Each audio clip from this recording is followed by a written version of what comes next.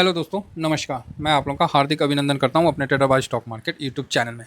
तो चलिए, कल तो देख लिया आपने डाउ जोन की गिरावट वगैरह, काफ़ी अच्छी गिरावट मतलब डाउ जोन वगैरह यूएस मार्केट में हुआ है। अभी के लिए अच्छी बात है कि अभी एशिया में वैसा कोई बहुत बड़ा गिरावट नहीं देखने को मिला।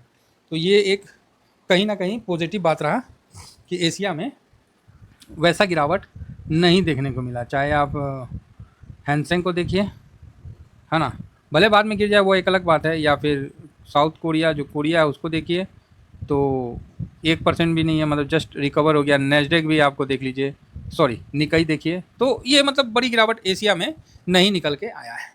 तो ये गिरावट दाउ जोन नेस्डेक ये टूटे हुए हैं। तो देखिए कल 953 पॉइंट दाउ जोन, नेस्डेक भी 576 पॉइंट, S&P भी 119 पॉइंट, रसल 2000 भी ठीक ठाक पिटाया हुआ है, और फैंग इंडेक्स 2.5% टूटा हुआ है। तो क्या कारण क्या हुआ? कारण वही कीटाणु, ट्रम्प। तो अब क्या हो गया सर ट्रम्प को? अरे ट्रम्प बोले ना, मतलब वो ऐसा मतलब सरदर्द है कि क्या बोला जाए। ट्रम्प जो है ऐसा सरदर्द है कि कुछ बोलना भी मतलब गालिए देना हो जाएगा। अमेरिका ने ईरान के कई ठिकानों पर हमला शुरू किया, लेकिन इस हमले में जो उसका अपाची मार के गिरा दिया था ना, तो अभी जो ट्रम्प का कई हमला शुरू कर दिया है सब जगह, अभी मतलब थोड़ा बहुत, उतना भी नहीं किया है। तो ठीक है, बम उम गिरा रहा है ट्रम्प का ये कहने के बाद। बातचीत बहुत लंबी खींच रही है। अमेरिका ने ईरान पर फिर से हमला किया। तो अमेरिका ने ईरान पर इसलिए हमला किया कि बातचीत लंबी खींच रही है, इसलिए हमला कर दिया। अमेरिका को बुर्बक बना रहे हैं, पागल बना रहे हैं, इसलिए हमला कर दिया। तो बस यही सब चीज़ें, तो ठिकानों पर हमलों की नई लहर शुरू हो गई। लेकिन देखिए, हमला तो किया, इस बार ट्रम्प का परिवार नहीं बना पाएगा। क्या? तो पैसा। अब बोलिए का है ना ना, इस बार नहीं बना पाएगा। ब्रेंट 90 पे था, 94 आया, हो गया, बना ला पैसा। मतलब इस बार मार्केट इतना एडवांस होके रिएक्ट किया है ना कि उसका राष्ट्रपति जो है अमेरिका का, वो भी बावला हो गया। सर, ईरान तो बोलता है कि हम मार के गिराए नहीं, क्या फ्लाइट, मतलब इसका हेलीकॉप्टर। तो आप समझ सकते हैं कि मतलब बहुत ही उस ऊंचे किस्म के लोग हैं, अपना हेलीकॉप्टर को नुकसान करके, और मतलब वो चाहते थे कि क्रूड का प्राइस बढ़े, तो नहीं बढ़ा। अभी स्टेटमेंट दिया उन्होंने क्या कि हमने 2000 टैंकर को निकाला और ईरान को कानो कान खबर नहीं हुआ, इसीलिए क्रूड का जो रेट है वो स्टेबल है। पता नहीं भाई कौन सही बोल रहा है। और ये जो एजेंसियां हैं, कभी 170 और 200 तक बोल रही थी कि क्रूड का जाएगा। पता नहीं यार क्या हो रहा नहीं हो रहा है। फिलहाल अपना तो ये पता है कि अपना मार्केट जहाँ ही खुलेगा आज का वो बॉटम होगा। अरे वाह, ये सही बात बोल दिया। हाँ, मतलब जहाँ खुलेगा देख लेते हैं कहाँ पर ही खुलेगा। 23,163, मतलब खुला यहीं बॉटम है, मतलब यही बॉटम है, मतलब 150 पे सपोर्ट, मतलब यही बॉटम मान लीजिए। कोई ऐसा रीज़न नहीं है जिससे आज गिरेगा, मतलब अभी गिरने का। बाकी ओके, मतलब ठीक है, रुपया भी मजबूती है, ठीक है। सिल्वर और गोल्ड में आज स्टेबल रहेगा, 1-2% ऊपर नीचे रहेगा। अभी थोड़ा सा गोल्ड मजबूत हुआ है, मतलब एक फिर भी 1.5% तो गिरेगा ही गिरेगा, है ना।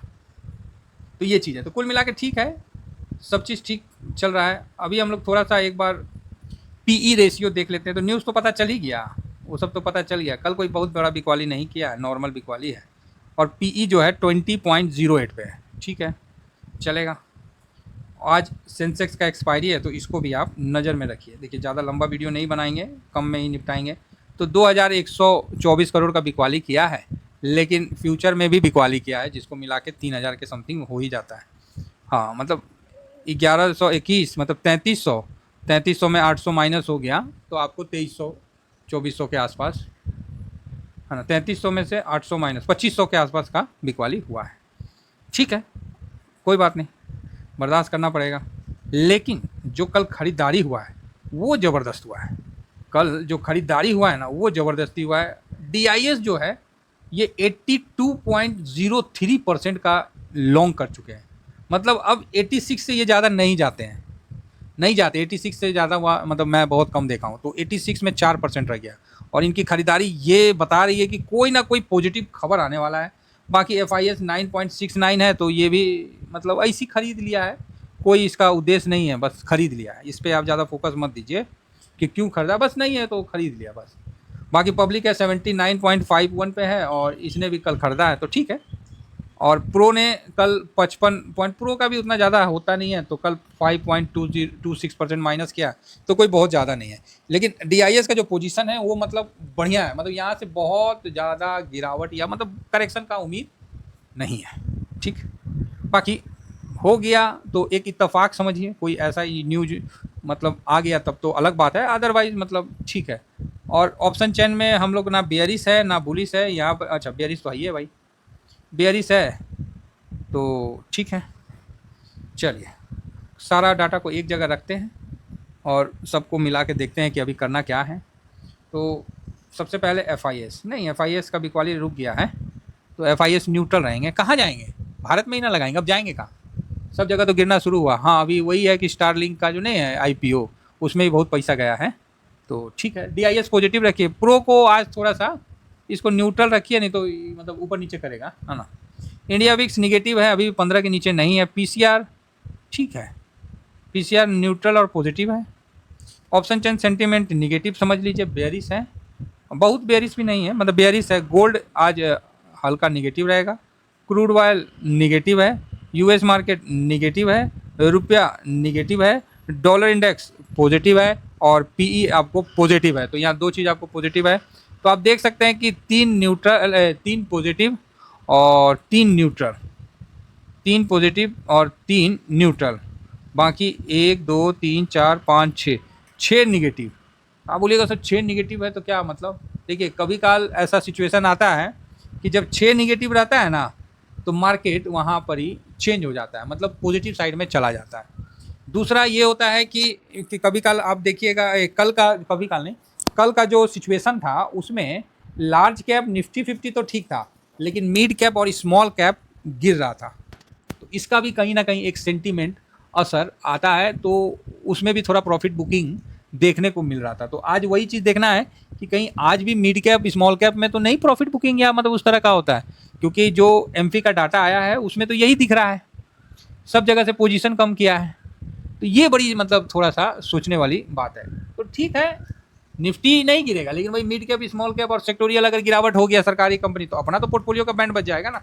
तो वही चीज़ है, इन सबको देखते हुए निगेटिव आज ज़्यादा है, लेकिन अंदर से कॉन्फिडेंस ये है कि ऐसा कुछ होना नहीं चाहिए, क्योंकि निफ्टी मजबूत, निफ्टी अभी क्या हुआ, कल जो है नया चेंज, निफ्टी मजबूत रहा, लेकिन उसके जो दाएं बाएं वाले ना वो पिट गया, मतलब राजा जो है वो ठीक रहा, उसकी सेना और सेनापति और मंत्री वो पिटा गया, तो उसका अगल बगल जो नेक्स्ट 50 ये सब है, ये सब 100 सब पिटा गया, मिड कैप फाइनेंस ये सब में पिटा गया। तो वही चीज़ आज भी देखना है, कहीं आज भी कहीं कुछ इस तरह का तो चेंजिंग नहीं आता है ना, तो इस पे हम लोग का फोकस रहेगा।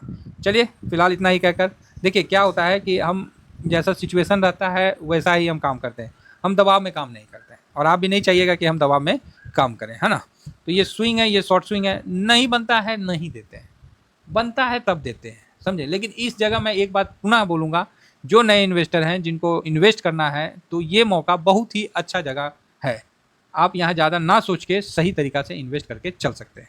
थैंक यू वेरी मच, जय हिंद जय भारत।